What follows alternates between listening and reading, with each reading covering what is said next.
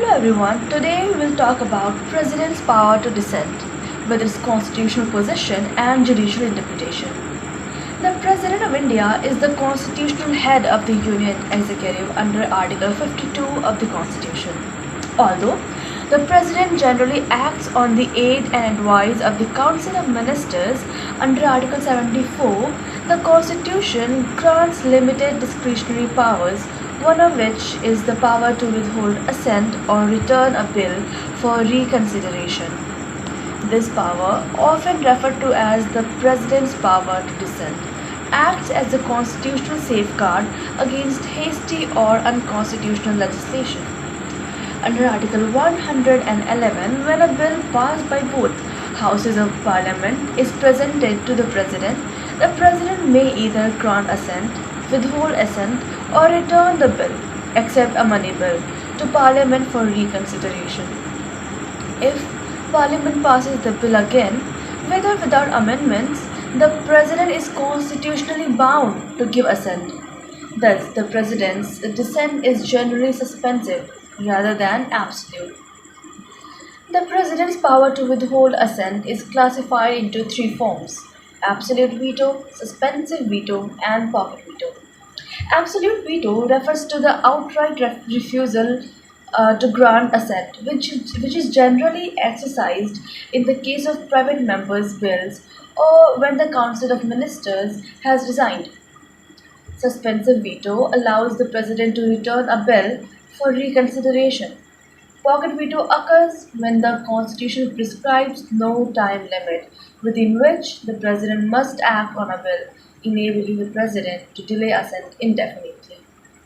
One of the most notable examples of the exercise of pocket veto was by President Jilani Zail Singh in 1986.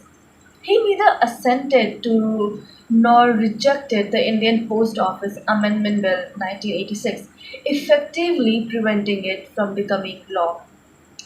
This incident demonstrated that the absence of a constitutional time limit can provide the President with a practical mechanism to express disagreement with legislation. The constitutional scope of the President's power has been clarified through several landmark judicial decisions. In Shamsher Singh versus State of Punjab, 1974, the Supreme Court held that the President is only a constitutional or formal head and must ordinarily act on the aid and advice of the Council of Ministers, except in a few exceptional situations. This judgment significantly limited the President's personal discretion. Similarly, in Maru Ram versus Union of India 1986, the Supreme Court reaffirmed that presidential powers are exercised on ministerial advice rather and not according to the President's individual judgment. The court emphasized that the constitutional scheme follows the principles of a parliamentary democracy, where the elected government is accountable for executive decisions.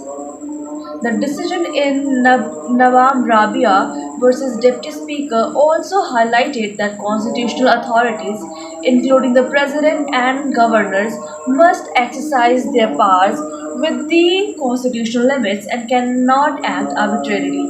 In conclusion, the President's power to dissent is an important constitutional check that ensures legislative accountability while respecting the principles of parliamentary democracy. Although the President's discretion is limited by the aid and advice of the Council of Ministers, the power to return a bill or exercise a pocket veto serves as a valuable constitutional safeguard. Judicial pronouncements have consistently reinforced that the President's role is primarily constitutional rather than political, thereby maintaining the balance between executive authority and democratic governance. Thank you so much for watching the video.